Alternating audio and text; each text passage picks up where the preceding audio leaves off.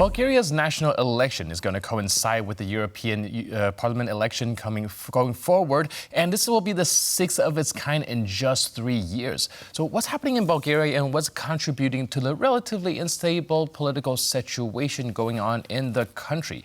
Joining us right now to help us dissect all of that is Tonya Dimitrova, World News Editor from Bulgarian National Television. Hello, Tonya, and welcome to TVP World. Hello, good morning from Sofia. So can you first help us understand this sixth election in just 3 years? What's contributing to this lot of elections going on? Well, Bulgarians already lost count how many elections we had since the start of this political crisis, since 2021. This is probably the seventh elections we are going to vote, counting also the presidential elections and local elections. The political crisis is still not over. This is the main outcome from calling snap elections and the dissolvement of the previous government of the Prime Minister Nikolai Denkov. The main reasons are probably the judiciary reform, the constitution changes, and the struggle for power between the parties that participated in the previous government. It was not a coalition. There was no coalition agreement. It was just an agreement between them to rule together. And it was supposed to be a change in the rotation of the prime minister, and during the negotiations between the GERB, the party of the former prime minister Boyko Borisov, and the Change Continues and Democratic Bulgaria, something happened. They couldn't agree on what kind of ministerial post each party should have. Should there be a change in the main state services, the regulators? So a lot of problems between them, and a lot of bitter words, and a lot of quarreling during this pre-election campaign, which makes it even harder to strike a new coalition government after these elections.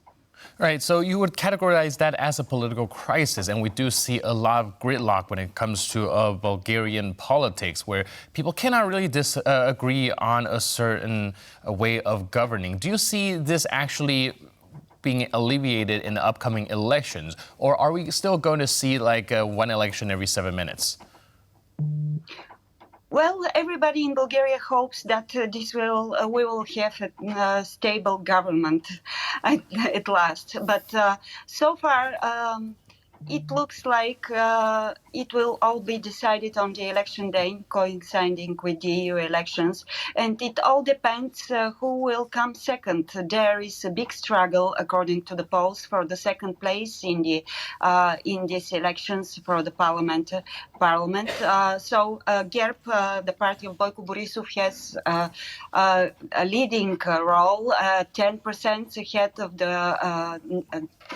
rest of the parties. So the big fight is between the Change Continues of Kirill Petkov and Asen Vasiliev, the so-called Turkish ethnic party, the Movement for Rights and Freedom, led by Delian Peevski, who is sanctioned by the Global Magnitsky Act, and the pro-Russian party, Revival. So it all depends who will come second. It is clear during the election campaign that there is some kind of union and a harmony between Boyko Borisov and Delian Peevski, but it is not expected both parties to form a government and to have a majority enough to form a government alone. And even if they have it, it will not be a stable government. And one of the polls shows that the Revival, the party that has pro-Russian stance, that has anti-EU, anti-NATO rhetoric, pro-Russian rhetoric, if this party comes second, there will be a need for all the other parties to come together to form a government, just to preserve the position of Bulgaria, its role in the European Union, in NATO. But it all be decided on the election day. Right, that's actually a very interesting phenomenon that you just brought up. Most of the time when we take a look at elections, we focus on the front runners. But in this case, because of the coalition government nature of Bulgaria, it does mean that the runner-ups, the third place, even fourth place, have a significant role to play in the entire politics. And going to what you just mentioned earlier, we do see the needle shifting a little bit when it comes to the rhetoric of these different parties. Do you think that this is going to be the final deciding factor of what sort of coalition will be formed going forward? Well, we're in a situation where there is a war in Ukraine. We're in a situation that we're trying already almost succeeded to diversifying our energy supplies, cutting our dependence on Russia. So it is very important for Bulgaria to keep its Euro-Atlantic path, to join Schengen, to join the Eurozone. These are goals that were set years ago, and the main parties that are struggling right now, that participated in the previous government, they share those goals.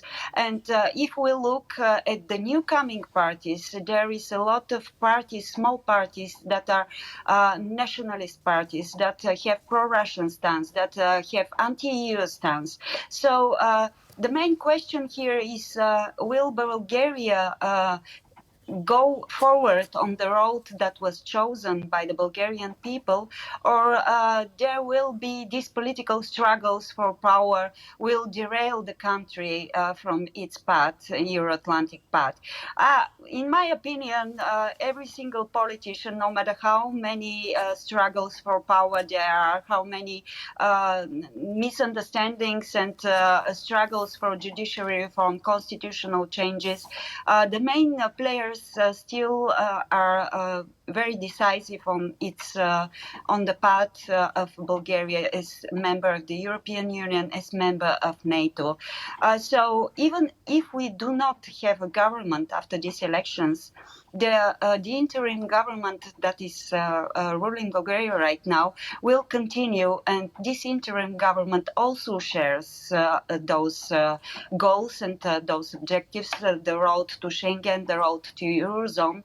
So I wouldn't say that this is jeopardized. The failure to form a government would jeopardize the place of Bulgaria, geopolitical place of Bulgaria. But there is certainly a danger, especially if revival comes second. Then, if the first party, GERB, the party of Boyko Borisov, could not form a government, then the mandate goes to revival according to the constitutional procedures. And I'm sure all of GERB, the party of Boyko Borisov, will try to avoid at any cost this from happening. Right. You mentioned something quite interesting earlier about the politics being derailed. And I would like to point to the idea that, well, the political crisis, as you mentioned, happened in 2021. That's before the Russian invasion of Ukraine.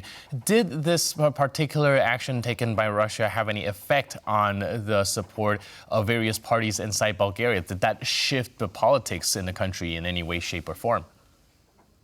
Of course, Ukraine is influencing Bulgarian politics just like it is influencing the politics all across the European Union. And if we look at the election campaign, there is a significant distinction between pro-Russian and pro-Western parties.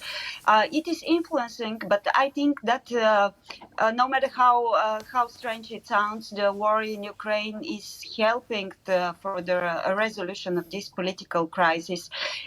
Especially war in Ukraine was the reason why all of the previous all the parties in the previous government came together and put back all the differences between them to form a government. I think it will happen again, if not with these elections, the elections after that. But they're putting back all the domestic quarrels and struggles in order to get Bulgaria in track with all the other EU members. All right, so like you mentioned, they might have started to notice that the enemies are outside and not inside. Now, last but not least, I would like to put this into the European Parliament election context because we do know that there is still, unfortunately, a political crisis within Bulgaria. Do you think, on a larger scale, this would affect the EU Parliament election going forward? I don't think I understood your question very well, but as far as the European elections in Bulgaria, there the focus is not on EU elections, but when we look at the candidates for the members of the European Parliament, this distinction according to the war in Ukraine is very visible. They're divided between pro-Western candidates for MEPs and pro-Russian candidates for MEPs. And the rhetoric there with the war in Ukraine is very visible and very loud when we talk about EU elections. It all depends. I think the proportion of pro-Western, pro-Russian and nationalist parties that will, members of the European Parliament from Bulgaria, that will enter the next European Parliament, probably will be the same as it was in the current European Parliament. Right. Thank you so much for helping us break that all down. It is a really complicated situation there, but it did help us unpack a lot of these questions. So thank you so much for being with us on TVP World. Tonya Dimitrova, World News Editor from Bulgarian National Television. Thank you so much. Thank you.